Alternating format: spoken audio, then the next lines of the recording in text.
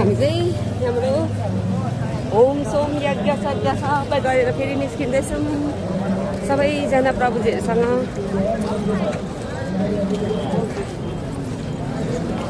प्रभुजीको नाममा हरे कृष्ण हरे जुत्ता खोल्दै मान्छे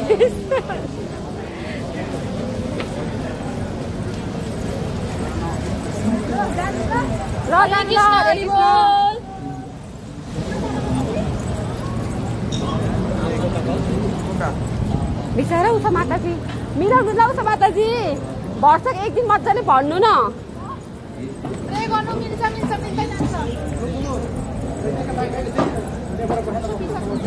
वेलकम छ हजुरहरू सबैजनालाई मेरो यो ब्लगमा अनि हरे कृष्ण सबैजना प्रेमी भक्तहरूमा। अनि आज चाहिँ हामी एकदमै यहाँनिर इन्भाइट गर्नुभएको थियो नि त यज्ञ थियो र सो त्यो कारणले हामी चाहिँ 4-5 माताजीहरू आएर यहाँनिर मेरो सखीहरूसँग आएर चाहिँ हामी यज्ञमा हामी पनि सामेल हुनु पाउँदा चाहिँ आफूलाई ओहो भाग्य है यहाँनिर चाहिँ गर्न पाइरहेको छौँ। अनि यहाँ चाहिँ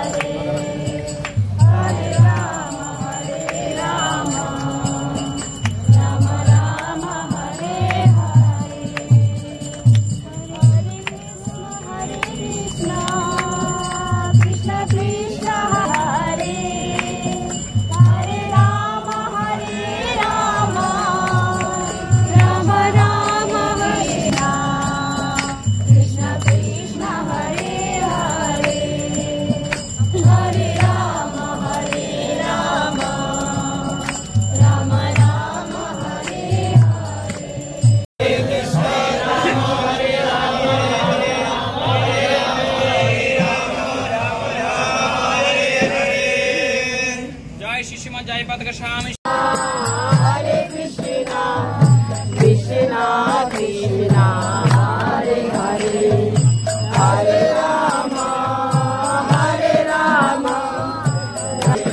हरे कृष्णा हरे कृष्णा हरे कृष्णा कृष्णा कृष्णा हरे राम। ओके त साथीहरू सबैलाई यही फाइनली हाम्रो चाहिँ यज्ञ सम्पन्न भयो। अनि यज्ञको फल चाहिँ यति साह्रो शुद्ध हुन्छ है कि पुरा वातावरणलाई नै शुद्ध बनाइदिन्छ, साथसाथै मन अनि आत्मा त पवित्र बनाउँछ है। अनि थ्याङ्क यू सो मच सबै प्रभुजीहरूलाई हामीलाई पनि आफ्नो जीवन कल्याण गर्ने मौका दिनुभएकोमा धेरै धेरै धन्यवाद। अनि साथीहरू मेरो यो भिडियो चाहिँ नेक्स्ट भिडियो म बनाउन लागिरहेको छु है।